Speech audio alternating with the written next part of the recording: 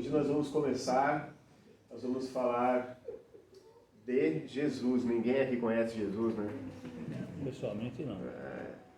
Vamos falar do testemunho de João, do batismo de Jesus e da tentação. A chefe sugere algumas coisas, mas aí a gente vai estudando, a gente começa a ter outras coisas que a gente pode destacar. Então aquelas são as passagens, né, que falam desses três temas aí. Então nós vamos dar uma passadinha por Mateus 3:1 até 4:17, Marcos de 1 a 15, Lucas 3:1 até 22, 4 de 1 a 15 e João de 1 a 1:34. Nós não vamos ler todas as passagens, mas essas passagens falam de João, de Jesus, mas então nós vamos começar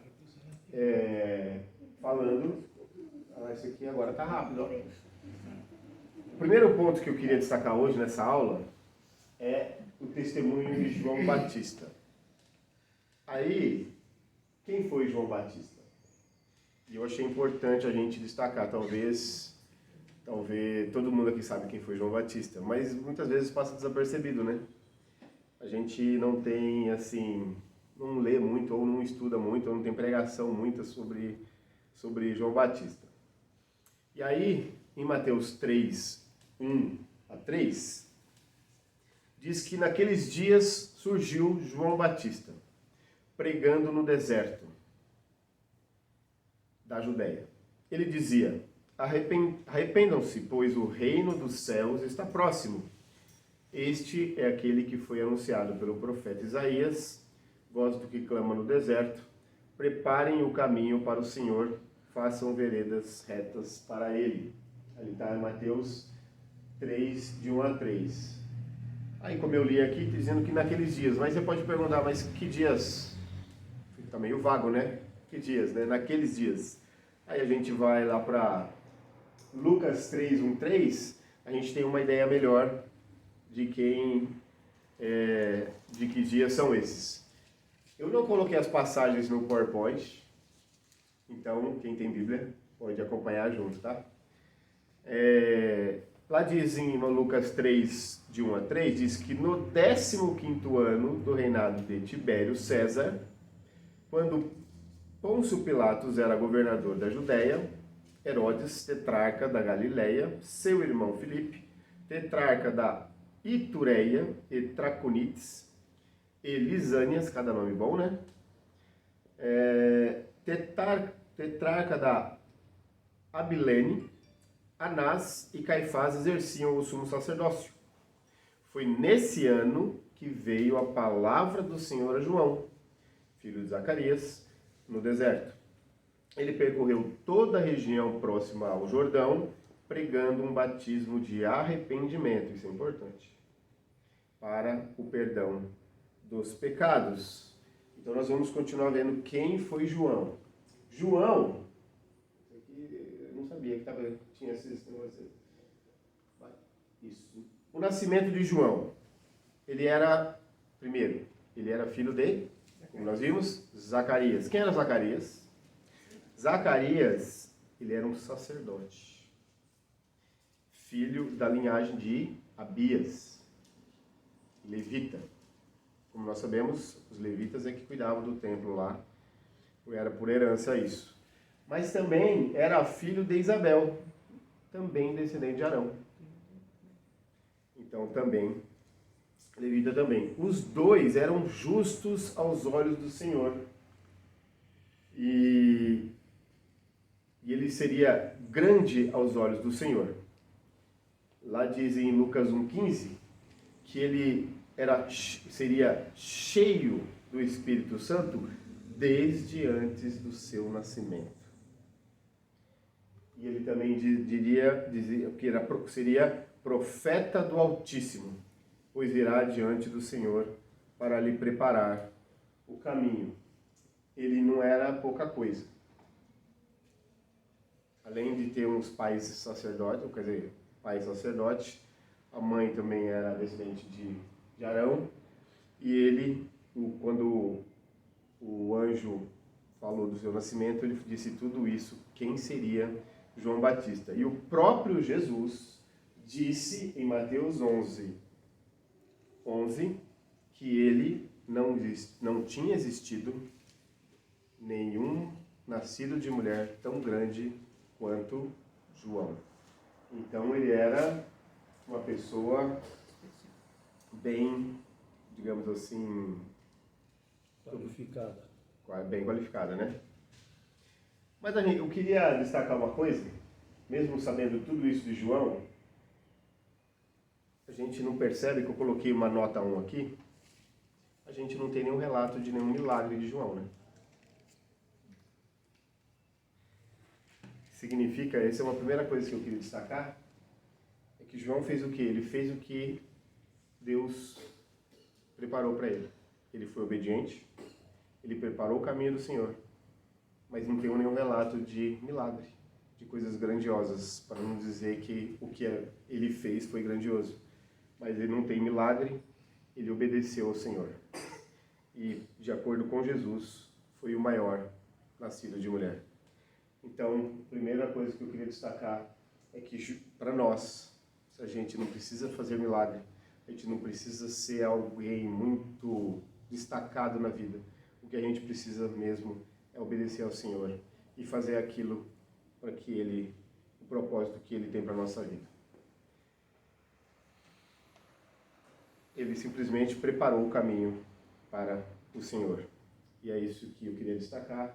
O que nós precisamos fazer é preparar o caminho para aquelas pessoas que não conhecem Jesus, é que as pessoas vejam Jesus em nós. Então, como nós vimos, ele era filho de sacerdote e provavelmente ele tinha, talvez, ele poderia ter vivido ali, né, com regalias, porque ele era filho de um sacerdote, então provavelmente seria também. Mas ele, não sabemos onde, quando que foi, dizia que ele morava onde? No deserto. Alguns estudiosos dizem que ele era nazireu. Defendem que ele era nazireu, que nazireu é aquele voto especial de consagração a Deus. O mais conhecido era Sansão, que não podia cortar o cabelo, não podia tomar vinho e tudo mais. Tem a passagem que diz que ele não podia tomar vinho quando Gabriel anunciou o nascimento dele. Mas nós vemos lá em Lucas 1:80, que ele viveu no deserto e não em regalias. Mesmo quando ele era pequeno, ele foi crescendo e ele já vivia no deserto. E aí eu fiz uma outra nota. Deixa eu ver se está aqui ou se eu não deixei. Era aqui que eu queria... Eu já falei, estava aqui, que não fez nenhum milagre. Que não é a realização de milagres. Nossa, isso aqui está meio zoado, hein? Que não é a realização de milagres que agrada a Deus, que é a obediência. É fazer aquilo que Deus nos chamou para fazer e preparar o caminho para que as pessoas vejam a Cristo.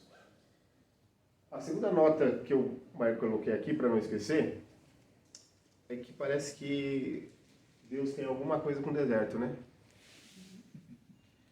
A gente vê que João, ele viveu no deserto. Ele podia ter vivido lá, no templo, mas ele aprendeu, ou ouviu a voz de Deus, ou ele aprendeu de Deus ali no deserto.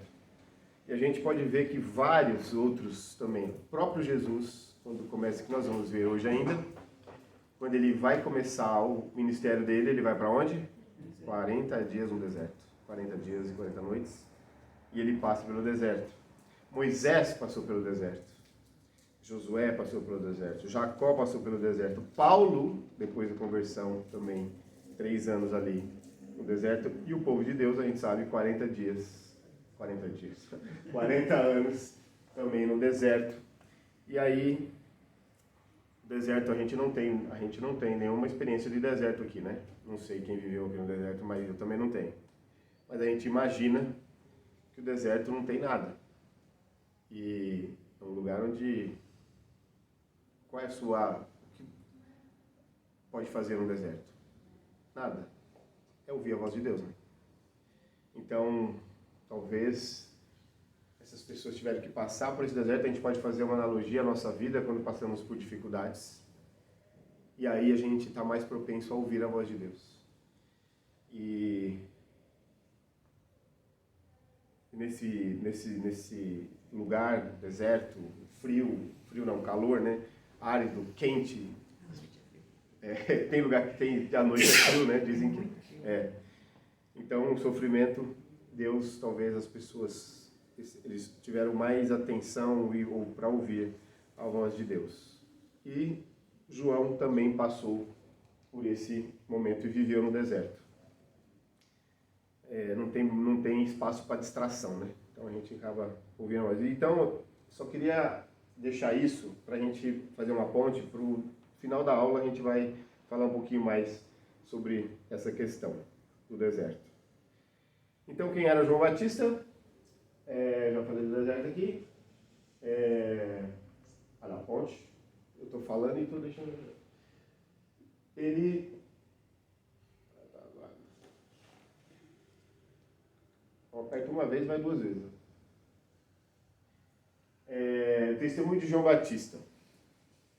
Ele não era Cristo. Ele não era Elias. Ele não era o profeta que lá em Deuteronômio Deus falou, prometeu a Moisés. Mas João, ele testemunha de Jesus. Lá em João 1,29, ele diz que no dia seguinte, João viu Jesus aproximando-se e disse: vejam, é o Cordeiro de Deus, que tira o pecado do mundo. E eu queria continuar lendo, não parar por aí. Esse João que nós vimos, que foi grande, o maior nascido de mulher, disse isso de Jesus. Então não era pouca coisa não, né? Não era qualquer um que falou isso. João 1:29, para quem quiser acompanhar. Ali diz, no dia seguinte, João viu Jesus aproximando-se e disse: vejam, é o Cordeiro de Deus que tira o pecado do mundo. Eu vou continuar lendo até o 34. Este é aquele a quem eu referi, quando disse: vem depois de mim um homem que é superior a mim, porque já existia antes de mim. Eu mesmo não o conhecia, mas por isso é que vim batizando com água, para que ele viesse a ser revelado a Israel. Então João deu o seguinte testemunho: eu vi o Espírito descer dos céus como pomba e permanecer sobre ele. Eu não o teria reconhecido se aquele que me enviou para batizar com água não me tivesse dito: aquele sobre quem você vir o Espírito descer e permanecer, esse é o que batiza com o Espírito Santo. E aí ele termina: eu vi e testifico que este é o Filho de Deus. Eu achei muito interessante ele dizer aqui, eu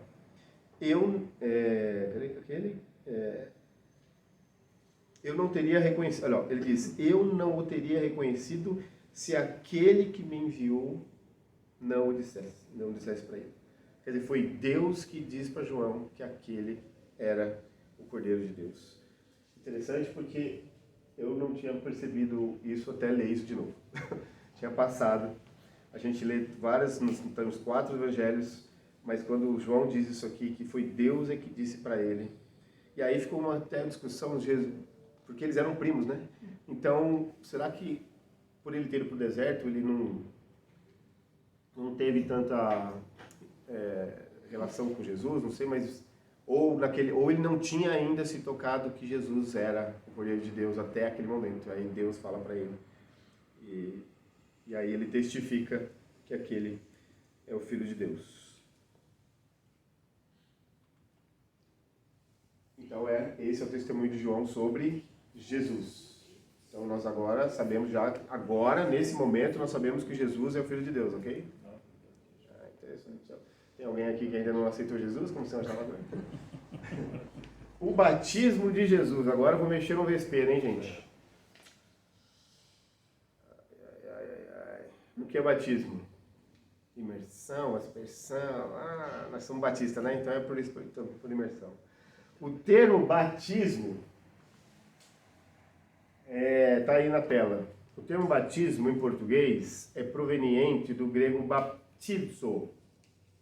Aquelas palavrinhas ali, ó, tá tendo. Significa mergulhar repetidamente, imergir, submergir, limpar mergulhando ou submergindo, lavar, tornar limpo com água, lavar-se, tomar banho. Isso aí está no dicionário bíblico Strong, forte, léxico hebraico, aramaico e grego. Isso daí está no dicionário das línguas originais. Isso significa o batismo, que é mergulhar repetidamente. Acho que eu coloquei ali também. Quando ele for, né? Porque eu já cliquei uma vez. Vou apertar mais uma vez. Foi, agora foi. Bora aí, vai. Não, então. Não é isso aí.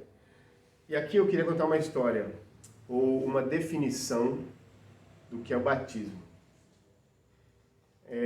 Para não confundir, tem o ali como é que chama, baptizo, e tem o bapto, que é diferente. O bapto é um exemplo, isso daí, essa definição foi feita de acordo com um estudo que a gente fez, um cara chamado Nicandro, não é muito comum hoje em dia, 200 anos antes de Cristo. É o seguinte, é o preparo do picles. Sabe como é que é? Pepino. Você primeiro limpa o pepino. Você mergulha, mas você lava ele. Mas ele não se transforma, você não muda a essência dele. Para mudar a essência dele, você tem que colocar no vinagre. E aí sim, ele diz que isso é você primeiro limpa, que é o bapto, depois você batiza no vinagre. Então era uma água fervente primeiro, depois você batiza ele no vinagre. E quando você coloca ele no vinagre, aí você muda a essência do pepino e ele vira picles. E quando é isso que a gente faz também, quando a gente se lava, nosso batismo na água, é simbólico, aquilo não muda nosso ser. Isso, porque você está... Um batismo na água não é aquele simbolismo que muda o nosso ser, certo? Vocês concordam com isso? Uhum. Aquilo é um simbolismo, aquilo é uma obediência àquilo que nós aprendemos. Mas o que nos transforma é o Espírito Santo. E alguns vão falar que é o batismo do Espírito Santo. Mas aquilo que transforma é o batismo. Então é quando você deixa de ser pepino. E você vira picles. Então dá pra gente fazer essa brincadeira. A gente deixa de ser pepino e, né, para de ser pepino entre a gente, né? Comestível. Então essa é a explicação que foi feita antes, porque o batismo não é dos cristãos. Isso já era antes, tanto que João já batizava e não existia cristão ainda. Ele já batizava. Então essa explicação desse chamado Nicandro é a melhor explicação da questão do batismo. Quando você se batisma na água, simbolicamente, você não muda seu ser. Mas quando você é realmente transformado, quando você realmente... aí você é realmente batizado. Por isso que o batismo não salva. Então, exatamente. E aí, vou dizer uma coisa para vocês. Foi aí que eu entendi Marcos 16:16. Porque lá diz, quem crer e for batizado será salvo. Okay. Então, quem crer e for batizado será salvo. Mas esse batismo é a transformação. Não é o batismo simbólico. É o batismo quando você é transformado, deixa de ser pepino. Quando você é transformado, quando você, digamos assim, é mergulhado no vinagre e você deixa de ser um problema. Você deixa de ser aquele velho homem, agora você é uma nova criatura. E aí, por anos e anos, mas quem crer e for batizado, muita gente usou esse texto, porque, inclusive, vou contar aqui uma história, tá gravando, né? Mas lá em casa, os Mormons, eles foram lá em casa e eles falaram com a minha mãe e abriram essa passagem aqui. E falaram, você crê em Jesus? Um brasileiro normalmente crê em Jesus, né? Não, eu creio em Jesus. Então, aqui está dizendo, quem crer e for batizado, vamos marcar o seu batismo lá na igreja? E levaram ela. Então, só que ele usou o batismo da água. Então, quem crer e for batizado, então você fala isso para uma pessoa, ela fala, então vou ter que me batizar, senão eu vou, né? Senão eu não vou para o céu. E, na verdade, esse batismo que está dizendo é a nossa transformação de vida, quando você recebe o Espírito Santo e recebe Jesus no seu coração. Agora faz mais sentido essa passagem de Marcos 16. E o que Cristo está dizendo aqui é que não é intelectualmente que é suficiente, mas a transformação da alma. Então, é isso que é o batismo, ok? João pregava o batismo das águas para o arrependimento. E aí, alguém pode me perguntar, então por que Jesus se batizou se ele não precisava se transformar, né? E agora? Quem vai explicar aqui? O professor. Jesus responde quando ele vai ser batizado por João Batista.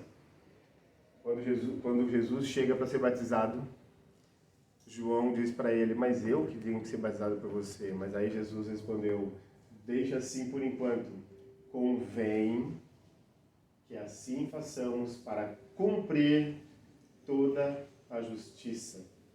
E João concordou. Em Isaías 53:11, essa é a passagem que me faz chorar, então não vou ler tudo. Depois do sofrimento de sua alma, ele verá a luz e ficará satisfeito. Pelo seu conhecimento, meu servo justo justificará a muitos e levará a iniquidade deles. Jesus precisava cumprir toda a justiça. E para que não tivesse nada que ele deixasse de cumprir, para ninguém falar, mas ele não se batizou, ou ele não fez isso.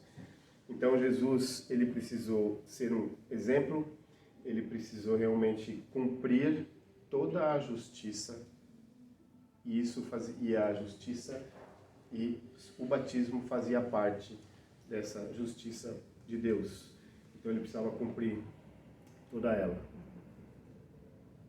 E assim, quando ele cumpre isso e ele obedece, ele faz parte da humanidade caída, de quem ele mesmo estava redimindo e estava justificando. Então, por isso é que Jesus precisou justificar, para não ter nenhum ai que alguém pudesse dizer que Jesus não cumpriu ela inteira.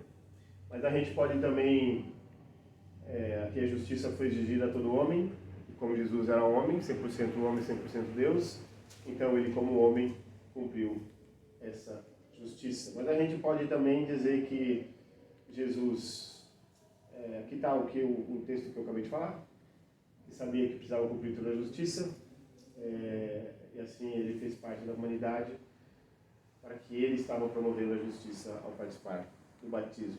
E aí a gente também pode dizer, como eu já falei também, que ele foi um exemplo para nós, porque se Jesus se batizou, por que eu não me batizo, né? Mas aí, por isso que eu contei aquela história, a explicação, porque pode dizer assim, tá, mas o ladrão da cruz, o assassino da cruz, lá, ele não se batizou, quer dizer, se batizou, porque ele foi transformado naquele momento.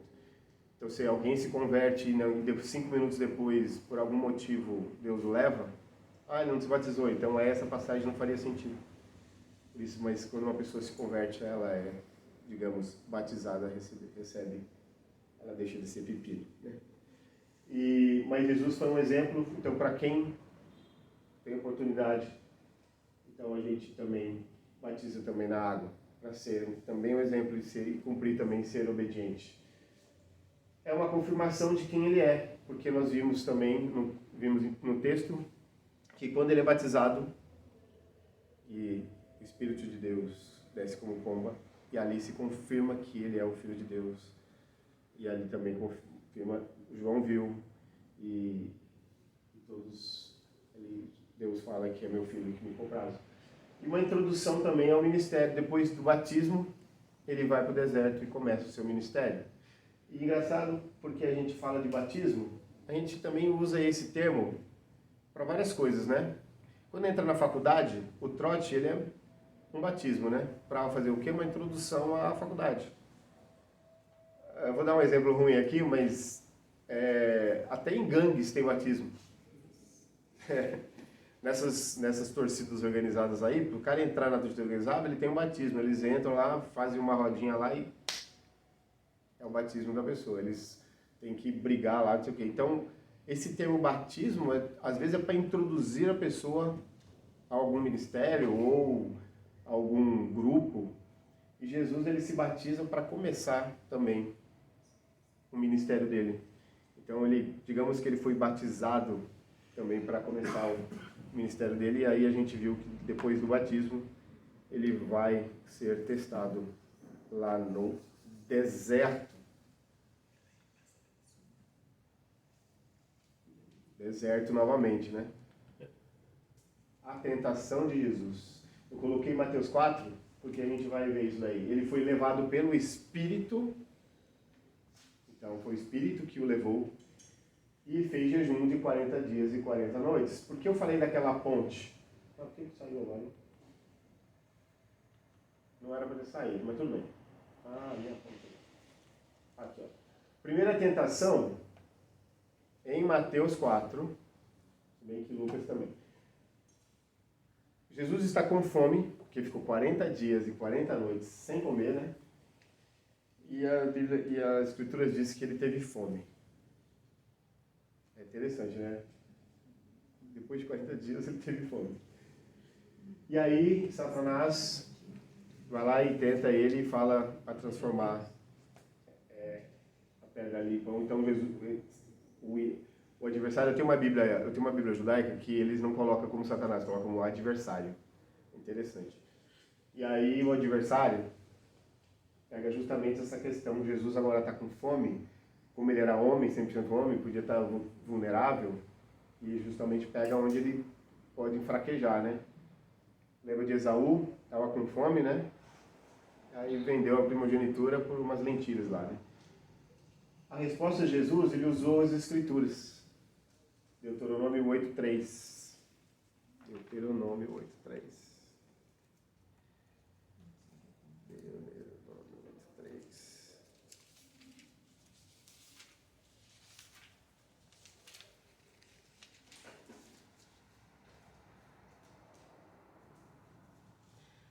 Assim ele os humilhou e os deixou passar fome, mas depois os sustentou com maná, que nem vocês, nem os seus antepassados conheciam, para mostrar-lhes que nem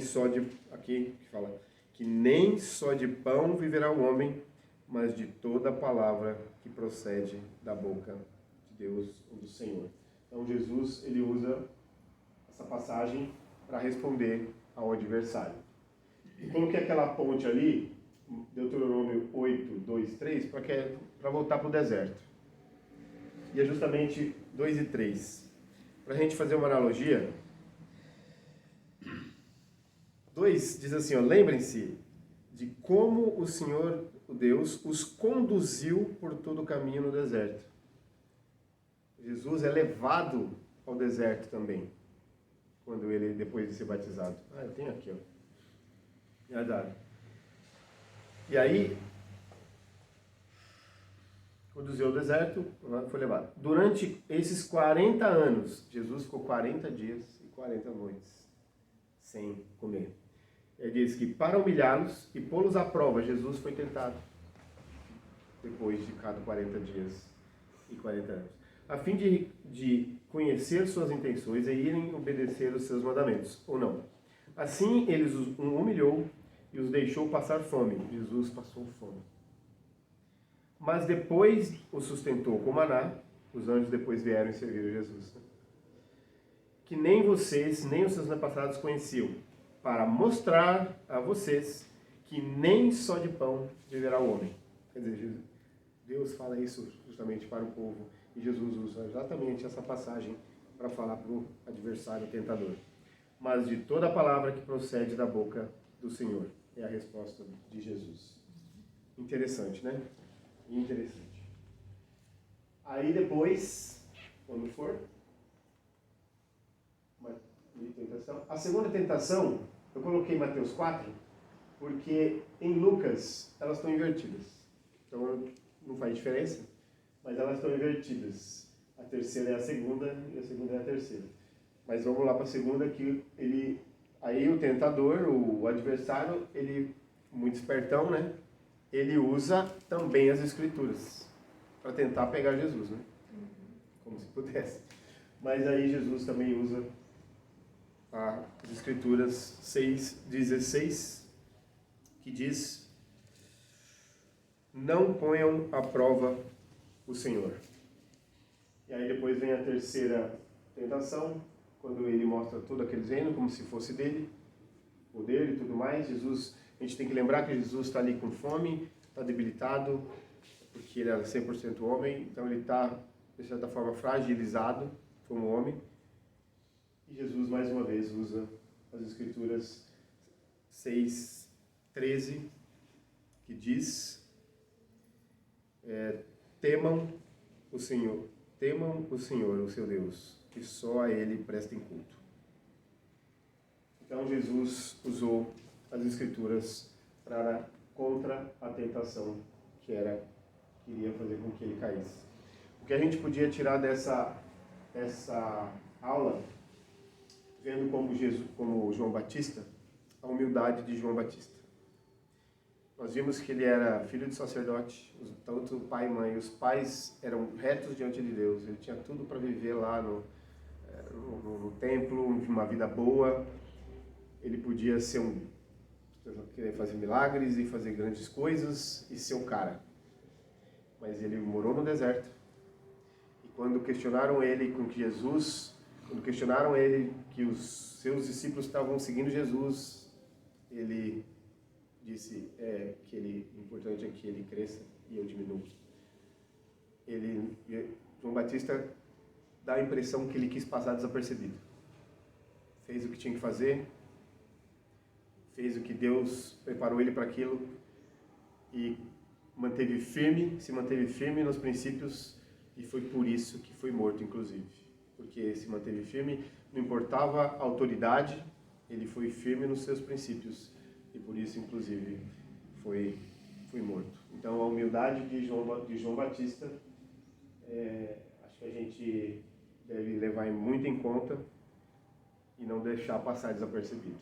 E ser tão humilde, ou tentar, né? Ser humilde como ele. Transformação. Batismo, como eu disse, batismo nas águas é um cumprimento. Assim como Jesus cumpriu a justiça, assim como ele cumpriu o que tinha que cumprir, a gente também deve cumprir. Mas não adianta nada a gente cumprir e não ser transformado. A gente precisa ser transformado por Cristo. E esse é o verdadeiro batismo. A gente precisa ser transformado e viver. Ontem eu estava assistindo a live da Jevan e o pastor Carlos que pregou. E uma hora ele fala assim que o cristão, ele tem uma marca. As pessoas olham e veem que ele é cristão. Aí ele fez uma comparação aos times de futebol, falou, você vê um corintiano, vê um flamenguista, você sabe, você começa a conversar com cada um torcedor desse time, você sabe que ele é corintiano, você sabe que ele é flamenguista, porque eles têm essa marca, esse jeito de ser. Ele falou, o cristão, ele tem esse jeito tem que ter esse jeito de ser, essa marca. As pessoas percebem que você é cristão. Então essa transformação precisa estar na nossa vida. Do coração que está cheio sai a boca. Exatamente. A nossa vida precisa ser mostrada, digamos, as pessoas vão olhar para nós, para o nosso jeito de ser, para o nosso vocabulário, para tudo que a gente faz, e ver Jesus. Se elas vão gostar ou não, é uma outra coisa. Não importa. Precisam ver Jesus em nós. E preparado nas Escrituras, Jesus, além de cumprir ele estava preparado. Ah, mas era Jesus, né? Mas não é isso que a gente precisa buscar? A ser como Jesus? Ser cópia de Jesus?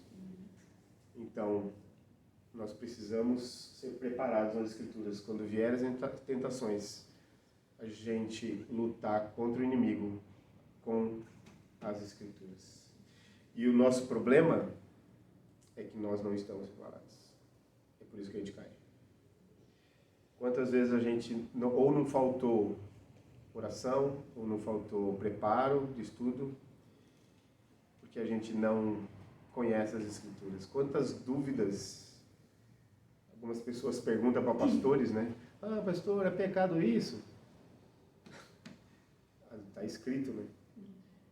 Quantas coisas... Então, e o Carlos falou ontem, falou assim, no jeito de ser empresário, quando aparecer de repente,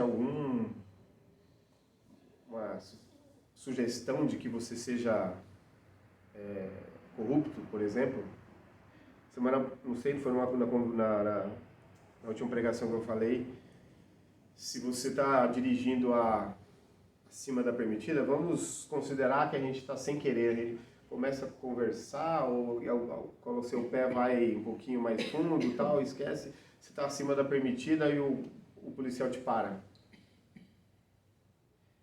E aí o policial dá aquela insinuada de você dar uma propina para ele e para você ir embora. É nessa hora que a gente vai mostrar se a gente é crente ou não, né? Aceita a multa e diz, estou errado. Então, e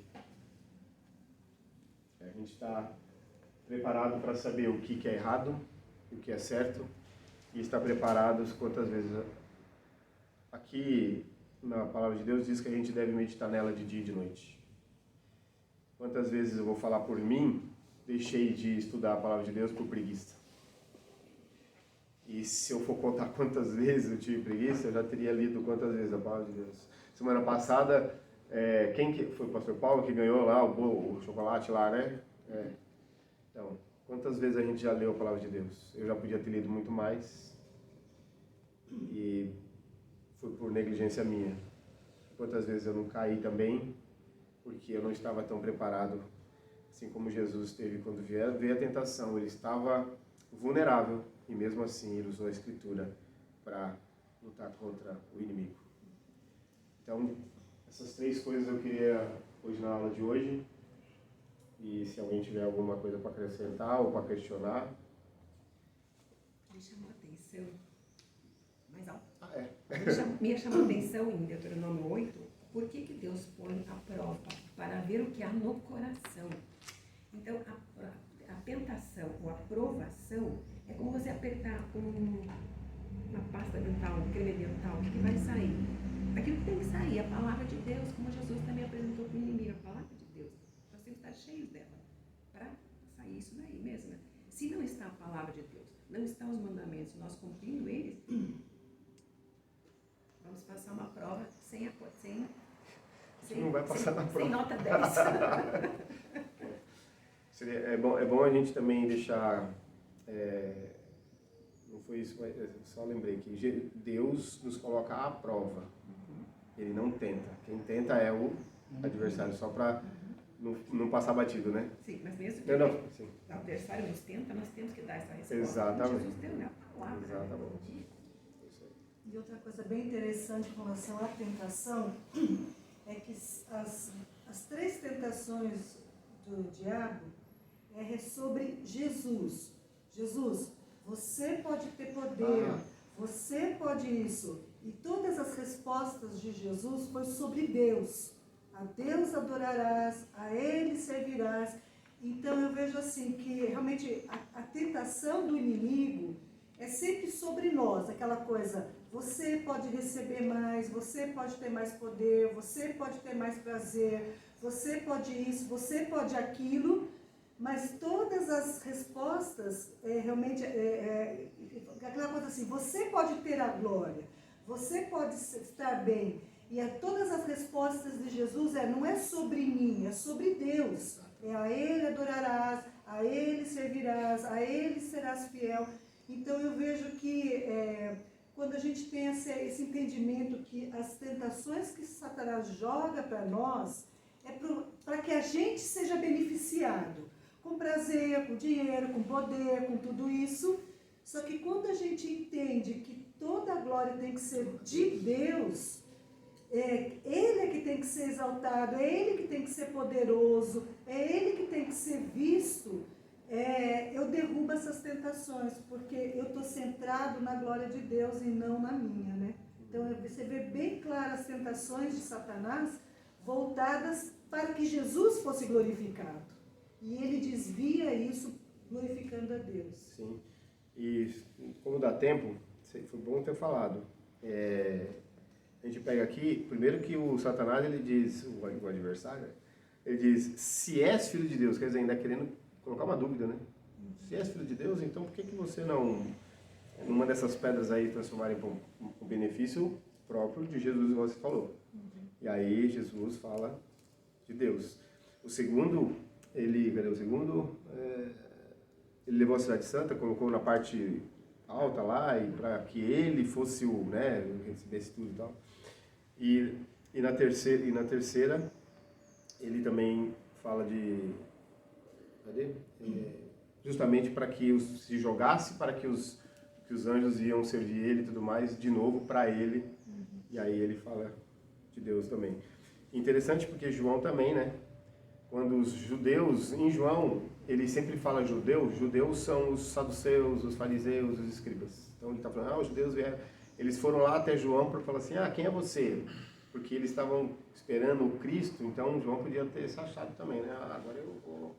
Ele falou, não, eu não sou Cristo, eu não sou Elias, eu não sou profeta, eu só sou a voz que fala no deserto e que está preparando o caminho para aquele que vem após mim. Então, quer dizer, também, tanto Jesus como João eles mostram que essa humildade e a Deus, resposta de João sempre é que ele cresça e eu diminua. De novo, a glória é dele e não minha. Então, a humildade talvez seja o ponto máximo ali, né, de a gente aprender tanto com João e, claro, com nosso Senhor Jesus Cristo. Interessante que Jesus, mais tarde, confirmou que João Batista era o Elias, sim. No poder de Elias, Não. Se vocês quiserem saber, diz ele é o Elias. Isso agora não me lembro a referência, mas disse isso. Quer dizer, o João teve a humildade de dizer, peraí, eu não. Mas Jesus depois o ratificou, né? Confirmou que de fato ele era aquele que Deus enviou. Mais alguém? Olha, nós temos 46. Então nós terminamos bem, né? Dá tempo de tomar um café, de ser humilde.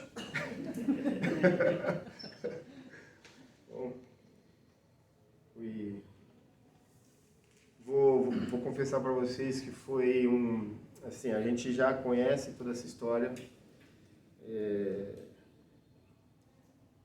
Porque a gente já tem alguns anos, né, de conversão e tudo mais, mas aí a gente lê e começa a estudar outras coisas e tudo mais, mas aí quando a gente começa a aprofundar mais e mais, eu até brinco falando, a palavra de Deus é incrível, né, porque você estuda mais, você descobre mais de um texto que você achava que já sabia, né, o seu Shed que dizia, né, então vem cá, irmão, né? Vem cá e me explica, porque eu estou cheio de dúvida desses textos. Textos que são teoricamente já fáceis, ou que a gente já sabe, mas quando a gente começa a estudar se aprofundar naquele texto, você descobre mais coisas ainda, mais coisas ainda. E esse texto aqui, de João, a tentação e tudo mais, eu já sabia, mas descobri que eu não sabia. E aí você descobre mais coisas a respeito tanto de João e do nosso Senhor. Então, um conselho que eu dou é que a gente continue lendo. Se você já leu 10 vezes essa passagem, o nascimento de Jesus, o nascimento de João e tudo mais, leia de novo, com atenção, medita nela. Você vai descobrir mais coisas ainda. E Deus vai transformar a sua vida. Por que João Batista foi preso depois? Porque que ele foi preso? Porque ele foi falar o Herodes casou com a cunhada, né? Mulher do irmão dele. E aí João foi lá e falou para ele que ele estava errado. Então, só que aí ele não gostou, entre outras coisas, ele prendeu João depois, porque ele não abriu mão dos princípios. Falou, e aí ele foi preso e depois todo mundo sabe que a outra pediu a cabeça dele lá. E aí foi morto. Mas é importante saber que ele teve discípulos. Muitos discípulos. Muitos, né? Eu não acabei não falando aqui, mas quando ele começou a pregar, ele vinha uma multidão dali da Judéia para ser batizado por ele. Inclusive, publicanos, cobradores de impostos, vinham para ser batizado por ele. Então, ele tinha muitos seguidores. Inclusive, alguns que foram de Jesus eram seguidores dele. E era uma multidão, mas ele tinha muitos discípulos e alguns, inclusive, começaram a seguir Jesus e tentaram também provocar João. Mas eles estão seguindo Jesus. Ele, então, tá certo, tem que seguir ele mesmo. Porque o importante é que eu diminua que ele cresça. Então, mas foi por isso que ele foi preso. Porque ele não abriu mão dos princípios e chamou a atenção do Herodes. Mais algum? Professor?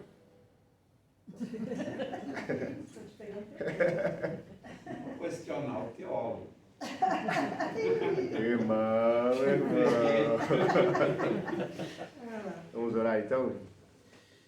Senhor Jesus, nós te agradecemos, te louvamos, porque o Senhor é o nosso Deus. O Senhor cumpriu toda a justiça. O Senhor veio até nós não merecemos, mas o Senhor, pela misericórdia, pelo teu amor, veio até nós, se fez homem, passou por essas dificuldades, pelas tentações que todos nós passamos, como diz a tua palavra, mas não teve uma falha sequer, nenhum pecado, e se entregou por cada um de nós. Nos mostrou, Senhor, a humildade, nos mostrou, Senhor, como devemos nos portar, Senhor. Nos mostrou como que é o teu amor e como nós devemos amar os nossos irmãos e como nós devemos te amar acima de todas as coisas. Ajuda-nos, Senhor, a te buscar todos os dias. Está preparado, Senhor, para as armadilhas do inimigo. Que possamos usar essa palavra que vimos hoje como ensino. De estarmos preparados, de realmente sermos humildes, que a sua face, Senhor, que o teu amor seja visto em nós tão claramente, que as pessoas olhem para nós e vejam a Ti, somente a Ti, não a nós. Como conversamos aqui, que não é sobre nós, é sobre Ti, Senhor. E é assim que nós devemos nos portar, porque não somos nós que somos importantes, mas o Senhor é que é merecedor de toda a honra e toda a glória. Tenha misericórdia de nós, Senhor, nos proteja de todo mal. Sabemos que o Senhor estará conosco todos os dias até o fim. Senhor, abençoa cada um que está aqui hoje. Abençoa o nosso culto, porque é para Ti o culto. Não é para nós, é para Ti. Por isso que nós nos reunimos hoje, nesse dia. Para Te louvar, Te engrandecer, porque só o Senhor é digno. Em Teu nome, Senhor Jesus, que nós oramos. Amém. Amém.